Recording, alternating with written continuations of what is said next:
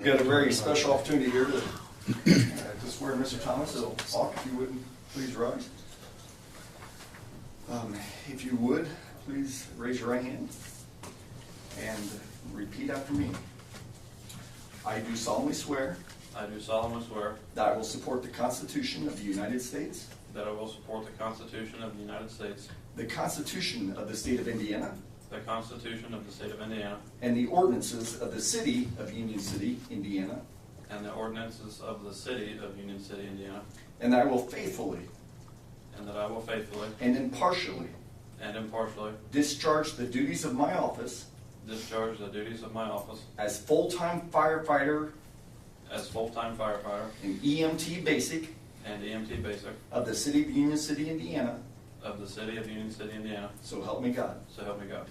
So know all men by these presents that I, K.I.S.S, Mayor of the City of Union City, Indiana, by virtue of the power vested in me by the State of Indiana and the City of Union City, Indiana, do hereby appoint Hawk Thomas to the position of full-time firefighter, EMT basic for the City of Union City, Indiana. Congratulations.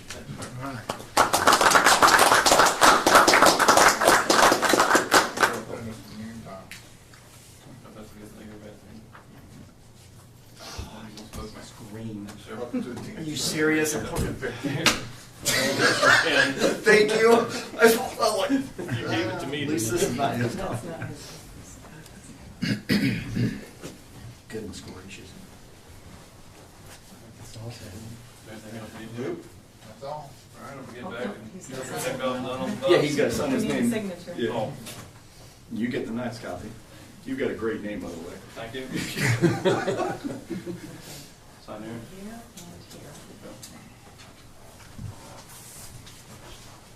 Sounds like his parents had some expectations, didn't What's that? they? His parents had some expectations. Yeah, exactly. Yeah, big time. You can market that name. That's awesome. Oh, mercy. Your copy. Here's your pen back. Thank you, thank you. Thank you. Congratulations again. Thank you, sir. All right.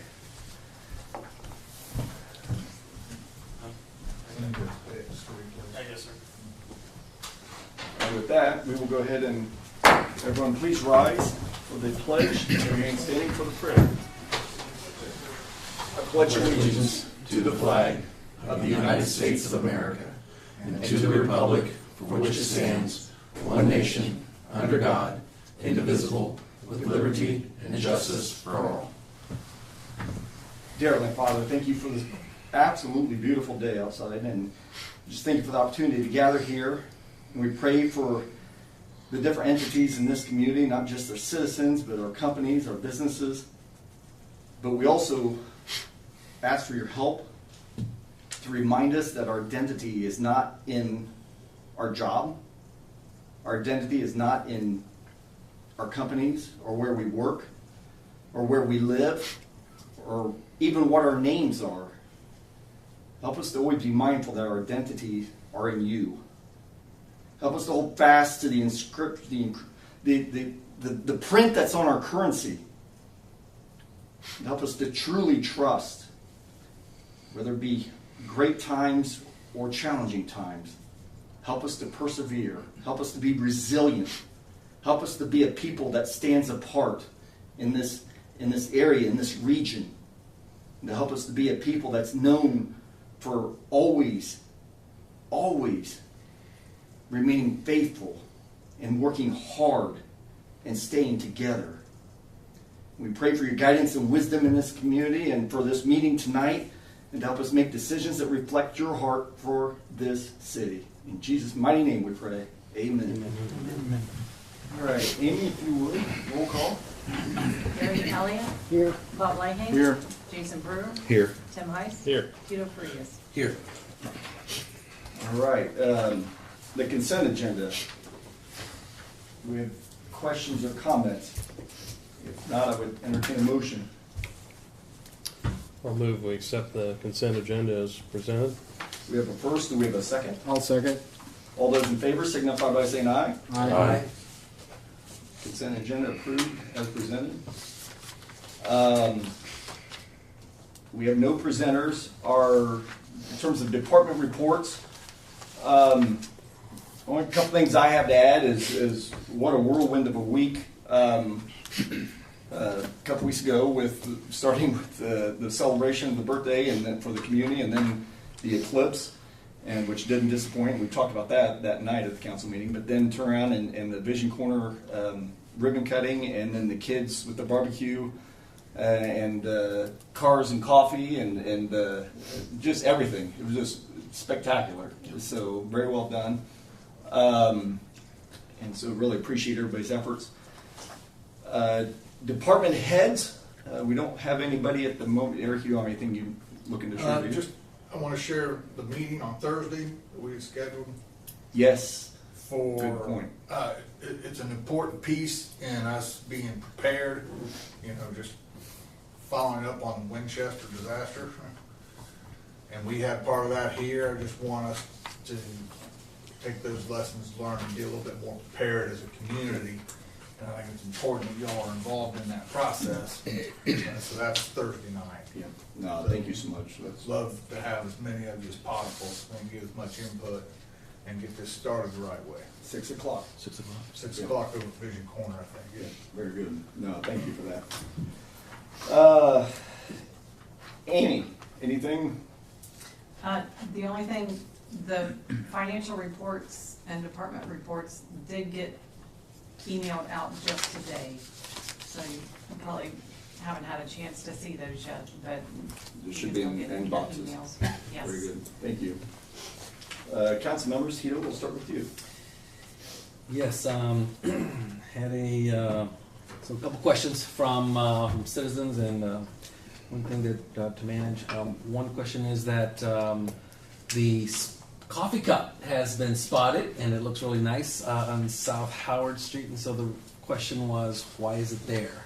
Why is it on South Howard Street? Or do we know what are we doing with it? Or Yeah, actually, it was a collaborative opportunity to make a mobile unit and actually work with the school, which is something we're still working on, because there's a entity at the school that's starting an in-house coffee.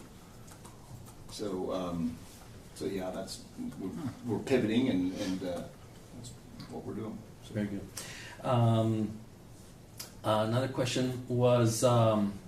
There are about 4 newish or newer businesses in downtown, and for I think which the city has helped refurbish the buildings, but that are not functioning. I think 3 are not functioning. One is tribe. I think they're still open to tribe activities, but there are 3 others that are that way. And so the question is, do we have a plan?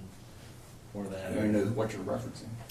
I think it's the Painted Black, it's the Hub City, and it's the Roots Deli. Okay, the Hub City's just a city building, or part of the city. We own it. We don't have the funding right now to finish it.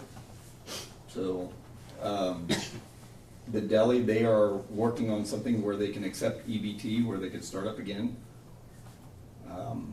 But I've got to make a course correction if that doesn't happen. So we would entertain bids for a business to come in and operate that and lease. Dana Black is part of Vision Corner and always has been. I'm sorry? Dana Black is part of Vision Corner and it Correct. always has been. Oh, Correct. That footprint is within the Vision Corner building, so. And you've got a project going with that we space at this have point. A At this concept to go into there. We're working on the renovating the space for that, and it should be, I would say, up and running in the next month. And we've already got a couple of tenant possibilities for that space. Thank you so much. Now, let me ask you, what do they have in mind?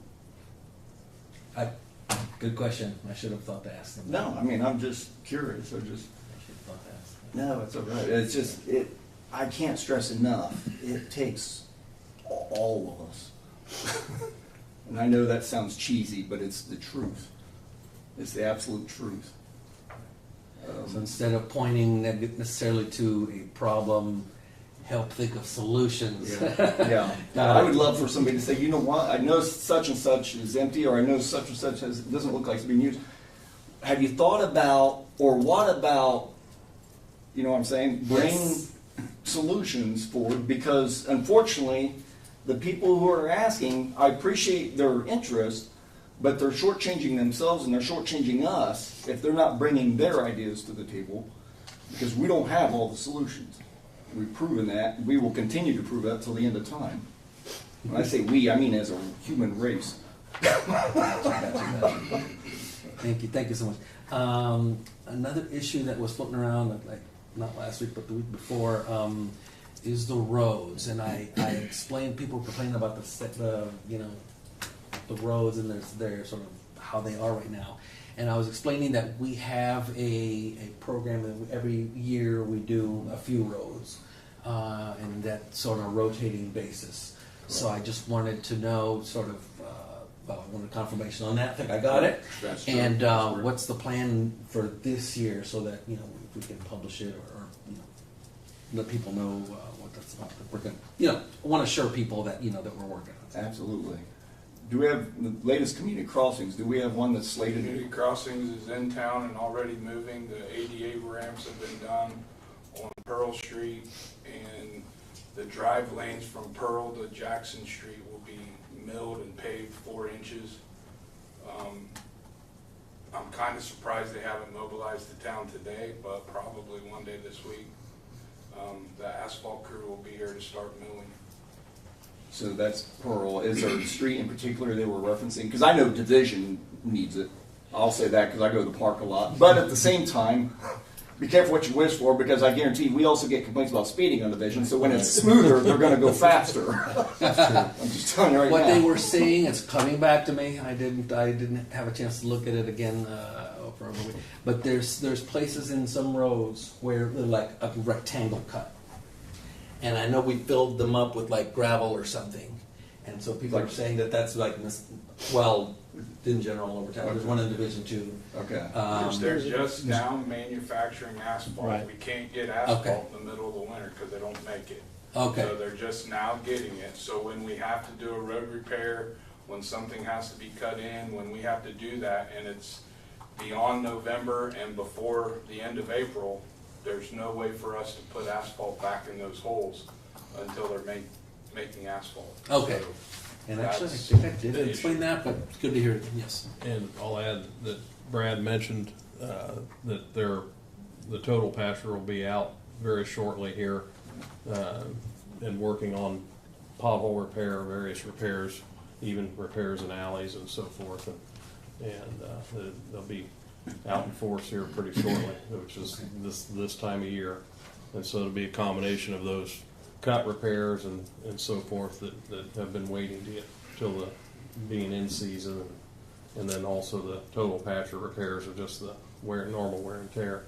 And when's the next round of community crossings? They just awarded. They the just spring awarded round. the spring round, then Ours there's was awarded in late fall, November. yeah. And we'll So see, the last it's round, yeah. already started. Yeah. And we have to be mindful of the budget at this point. Right. But if we apply for a second round, it'll be probably May, June for award in August. Yeah. Thank you. I think the last question is about the soccer league in Union City and our soccer team. On Sunday they had a game back in an area between the baseball diamond and Maple Leaf Apartments. So someone allowed them to use back there. As you know, people come from out of town, Salina or other places, so they don't know how to get around very well, and they didn't see the entrances. But if you're driving on South Street, the clearest view from South Street to the soccer field is right through Mitch Keel's yard. And so people were driving right through it. And so they're like tracks, where they've left it, that we've gone over. And so he's concerned for his children who like to play out there, who are afraid to go out there because there's way too many people, right in his yard. And so just wondering that, could we do something? I don't know if something was done in the evening. I contacted a couple people, Right. but was hoping that, I don't know, maybe cordon it off like we had at one time at the school, or put some kind of barrier so that people know not to go over this. Definitely have it marked for, is it Saturday or Sunday when they play? Sunday, isn't it? Sunday. We'll have it marked for next Sunday. I guess I'm confused though, because there's clearly a road that goes back there.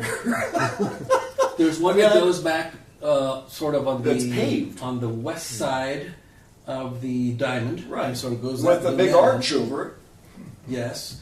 But to know, I mean, that's way on the other side of this gentleman's yard. Right. I mean, I guess it's perspective, because I wouldn't say it's way on the other side, but it's on the other side. Well, if you look from South Street, where that field is to the east of the ball diamonds, there is, like say, there's a pretty clear view. So when the group was, if you were, once there were a lot of people in there, tracks. Yeah. Oh yeah, I don't discount the then it would tracks. have I mean, been too, an so obvious the tracks, view yeah. of where it was. I guess I'm confused. My first inclination going to a new community would not be to, okay, well, I guess we'll just pull through this yard. There's also a really thin, sort of a gravel, two-tire track, kind of a driveway that goes like along the backside of Maple Leaf Apartment. That goes out to that. People also use that as well. Okay. So, Is that usable? That is okay to Yeah, use? that's Are owned you talking by, about? Or is that- that's owned by the Dylan Williams Yeah. Foundation. Okay. Yeah, that's okay. part of that property. Okay. So that That's that good. drive is okay. acceptable. Yeah. Okay. But So- yeah, we'll have it marked off for sure. I mean, we'll have it. okay, good.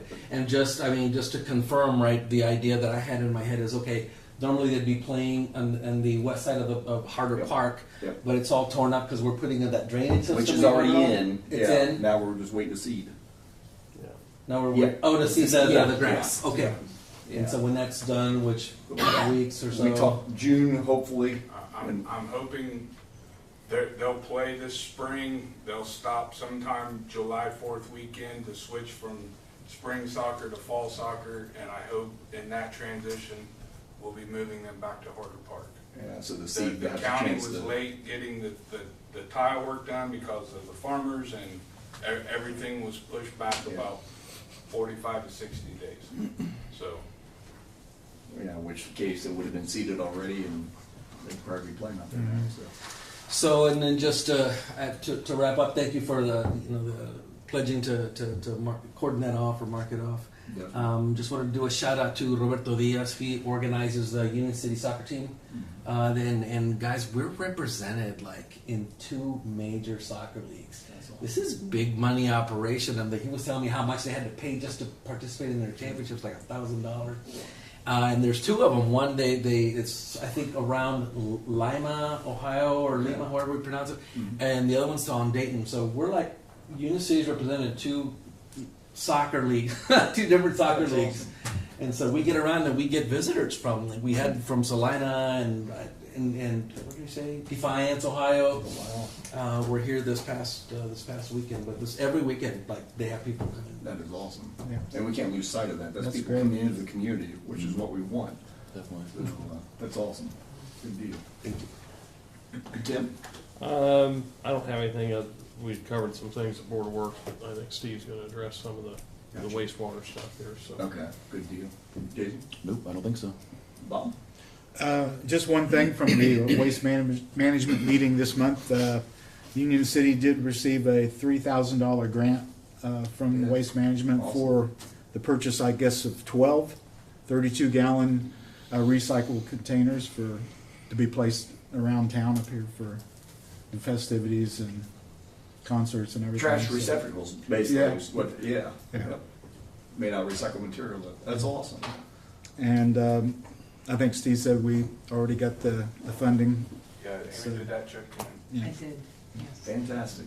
and they're on order, so that's all I have. No, good stuff. Thank you. Mhm. Gary?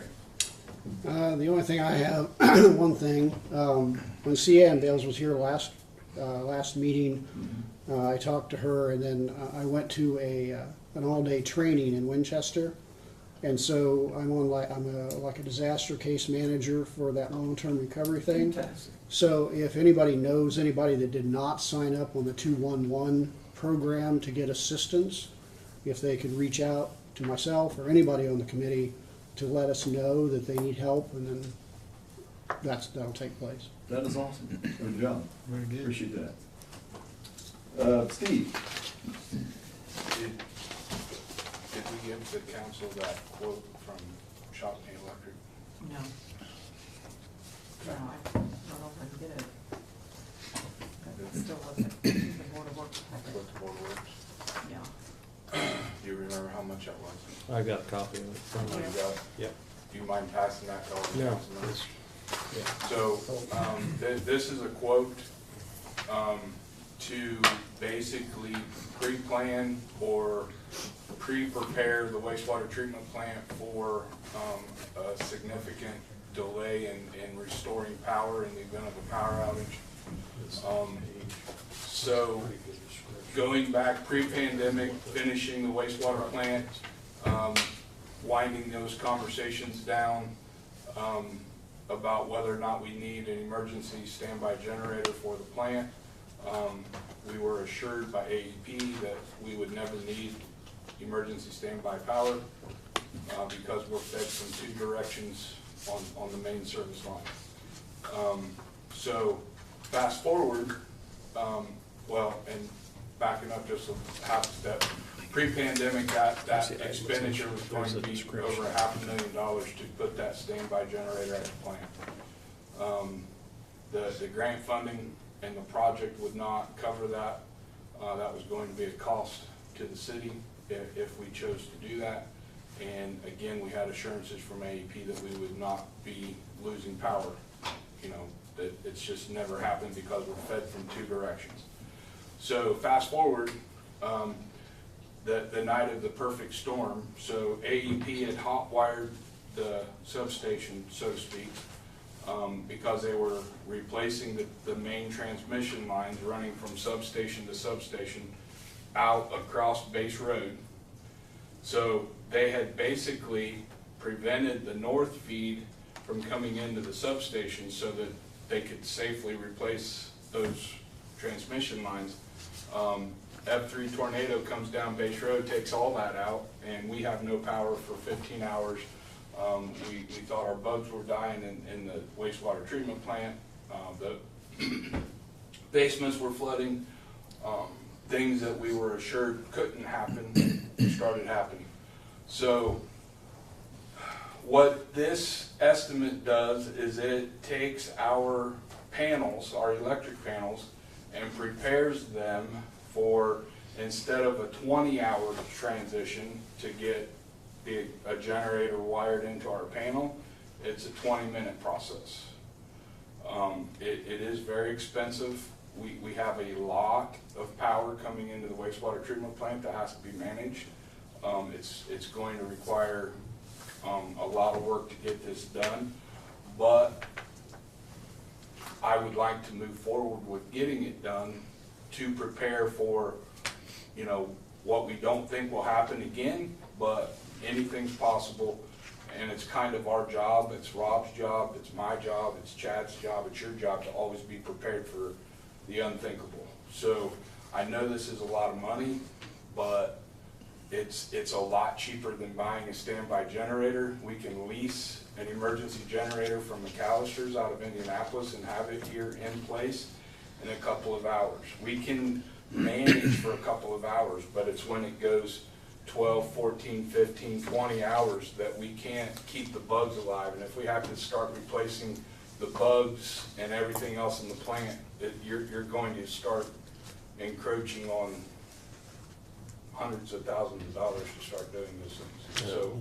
we need to be thinking in this. We don't have to do it today, but it is something that's on the to-do list, and we need to figure out how to make this happen. Just as a comparison, what would a new generator cost? $300,000-400,000? I'm saying a new generator today, post-pandemic's pushing $750,000 to run a wastewater plant. By the time you buy the generator and do the install, Yep. because the install's pretty involved at that point. And again, you know, AEP's no longer hot wired. We've got 2 feeds coming into the plant. Chances are we won't need it, but Right. I don't wanna be, I mean, the night the tornado come in, we're chest deep in sewage water and no power for 15 hours and trying to figure out how to keep the wastewater plant working. And that's not a good situation to be in, so. That's for sure.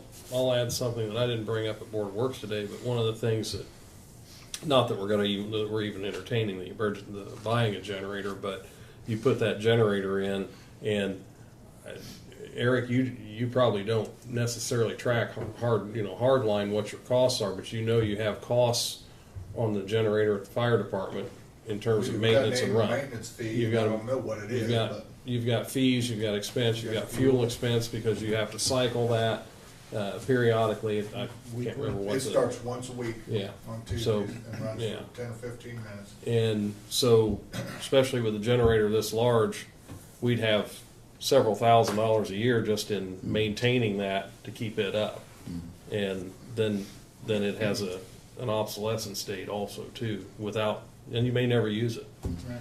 So this creates several things that keeps us in a safer position. When one of the things that the system or the way we'd have to do it now is a arduous process that is very intensive for the electricians to do, multiple people to do it, and it's potentially dangerous. Yeah, plus it's we're an element of completely danger. exposing the 480 volts, three-phase electric, copper wires Yeah. exposed in the garage bay at the wastewater plant. Not at all, even remotely. So, safe. So, yeah. So take the next couple weeks to, unless you already know, take the next couple weeks to digest that. And, Pun not intended. what's that, I'm sorry. No pun intended with the digester. Keep working them off tonight. Steve, anything else? that's really the biggest, most important thing. Everything else was more or less just operational stuff. Right, but to add to that, because we're talking about this, Rob and Brad gave update on some of the things that they've done to mitigate some of the problems that we have, other than just this, that will buy us the few hours we need to set this up. So they're getting into a situation where there won't be damage, there won't be a big risk up until the time that you have to do this. So it buys you the time to get the generator here, have the electricians here, and so forth. And we are also looking at talking about redundancy on electricians, to where we have a couple of possibilities on contractors, so that we're not Backup. totally dependent on one contractor. 'Cause, Right. you know, our Jason has been fantastic for us, but when you consider what's happened to Jason in the last year, you know, you can't put that on his shoulders. Right, yeah, absolutely. Yeah, he was there that night. We were out there, 1 o'clock in the morning, he was out there. Just- Yeah. Yeah, so. All right, so, and you said that was it on your docket for now? Okay. I think so. Aptigy's moving forward. Gary's working with them on designing the website and the app. I think that's going swimmingly well. I know, today I applied for the Union City, we decided on unioncity.gov as kind of like the combination site, and I applied with the .gov to get that. They have to approve it, and I did have to give them a secondary, and I gave them unioncityin-unioncityoh.gov, but that wasn't the preference.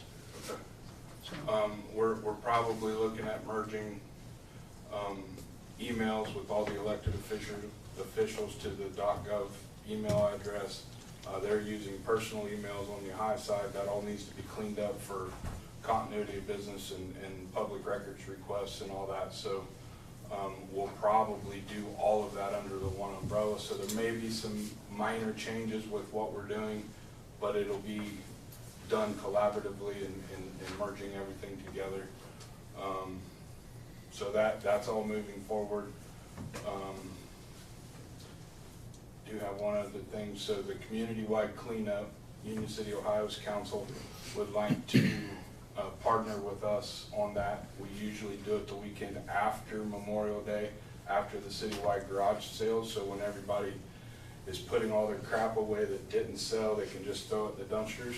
So Union City, Ohio would like to partner with us on that. They would like to offer the same thing on their side of town, have their personnel manning the dumpsters, and they would like to put the dumpsters on state line. So I told them I'd present that to you guys, and if you're favorable for that, then we will plan on doing that, and we'll start marketing and advertising for that for the first weekend in June. We historically do 3 40-yard roll-off dumpsters. We normally lock them up and manage what goes in and goes out. If we do it on state line, we can't lock it up, and we could have a little bit of chaos, but in the big scheme of things, if they're throwing it in or at the dumpsters, they're at least cleaning it up off their property. So I think we got to take the good with the bad a little bit if we're going to do this jointly. And I would basically encourage them to provide 2 additional dumpsters from the high side, and then we'd have 5 community-wide dumpsters at maybe Railroad Park or somewhere on state line to man for that first weekend in June. I think that'd be a good idea. I mean, that just goes along with the collaboration between the two sides. It just makes us one community still. Yep, I'm for it. So, Yeah, it sounds yeah. good. There's some working lighting there at Railroad Park on that end, isn't there? Yep. So we could probably get some enhanced patrols just to keep an eye on it and The have a police presence. set there quite a bit. Yeah, I was gonna say they're around there a lot anyway, State line so, anyway, so. yeah, so I don't that's, think that'll be an issue, but I would anticipate there being some trash in and around the dumpsters that wasn't supervised being put in there, but again, ultimately it's getting cleaned up and removed from our community, so we will navigate that on Monday morning. So I'll go ahead and get that marketed and posted. Wilson's not here, so old business, the tax abatement area. We hear back from Mara. We Not on that, I haven't. don't have documentation on, Amy, we've not received anything from Mara yet on that? No, I haven't. Shoot. So, because then that takes us to the ordinance number 2024-04, which is the designating an outdoor refreshment area on the second reading. It's not ready to go either. I just had the meeting with the church, and they're not in favor, so we gotta realign the locations, and we'll still get it all connected, and we will figure it all out, but Pearl Street's going to be, or a good chunk of Pearl Street will be off the table. So it would not go from Columbia. roughly Vision Corner down to State Line, it wouldn't. To Union, and from Columbia to Union probably will be out of play. Okay. Was that the Apostolic Church or the? There's actually 2 of them there, isn't there? Yeah. One was in favor. Okay. What about people crossing over here behind, or where is it, right here, like right on the other side of the railroad tracks here? That's private property, we don't own that. But isn't there a sidewalk that like joins the Railroad railroad park to? Yeah, it's going to go down to Chestnut Street, so that, in theory, there along Family Dollar would be part of the Dora, yes, So I mean, people could walk to the Ohio side just on that correct. walkway. Yeah, the condos that connect with the Ohio side will be State Line, that pedestrian walkway to the Gateway Trail, and then Oak Street. Okay. So the rewrite of that would be available at the next meeting for, I would anticipate it, it's just documenting the location correctly with Mara. I've left her a message and she hasn't called me back to make that correction. So that's the only thing we're waiting on. okay. Within new businesses, the Child Advocacy Center, and I apologize, I thought I had that on the docket for you guys to discuss when I was gone that last meeting in March, and obviously it didn't happen, so that was my bad. Child Advocacy Center, if you guys haven't had a chance to go in there and to see it, it's really, they've got a wonderful setup, and our Director of Public Safety for police is a huge advocate of that, because it has been a tremendous resource, not just for the community, but for the area. And it's one of those resources, not only is it invaluable, but unfortunately it's used far more than what we would care to believe or certainly want. But funding is also, that's always front and center of something that's critical to their operation. And to speak to that, in fact, they're doing almost like a gala, if they will, fundraising gala. They're going to be doing that, so like selling tickets and yeah. So I mean, they're doing everything they can on their own as well. The one thing that the director did approach me about was the funding that we had pledged previously, if that is something that council would consider again. And you don't have to have a definitive answer for me tonight necessarily, but we pledged $10,000 in years previous toward their operation. And so that is something that it's rather critical to them. And what I would encourage you to do is, again, contact our police and have discussions with them about the role that child advocacy plays in our community. And then feel free to stop in there too, or to contact Mallory Stevenson, and feel free to have a discussion with her in terms of how they're doing and what our support in the past has meant to them, and what that entity means to this community. And Chad, Yes. Not to correct you, but they've evolved into just the advocacy center, not just child. Oh, yes, you're So right. Thank They you. are You're doing right. this They've now gone beyond. for other victims and women, Thank you. battered women, and still doing children. So they've kind of evolved from when they originally It came. branched to town. out actually, and that, no, I appreciate you correcting me on that. That's a huge point. So yeah, it should be advocacy center. So, and signage wise, I think they should have their sign. I got to check with Hydrojet. They should be ready. Okay. It was ordered whenever you messaged me the last time. Okay. I ordered it that same day. Yeah. Okay. So again, that's why we strongly encourage you guys to do, and then we'll have that on the agenda for the next meeting. Sure. To discuss and yeah, it's very important fabric in our community. Okay, any visitors wishing to address the board? Please stand and state your name. There's one thing, Yes. Bob Gentry, you all know me. I strongly urge you to do what you can for this advocacy center. That is long overdue. We finally have one, and Lord, we need it. And so do the best you can on this. Give as much consideration as you possibly can. Well said. Well said.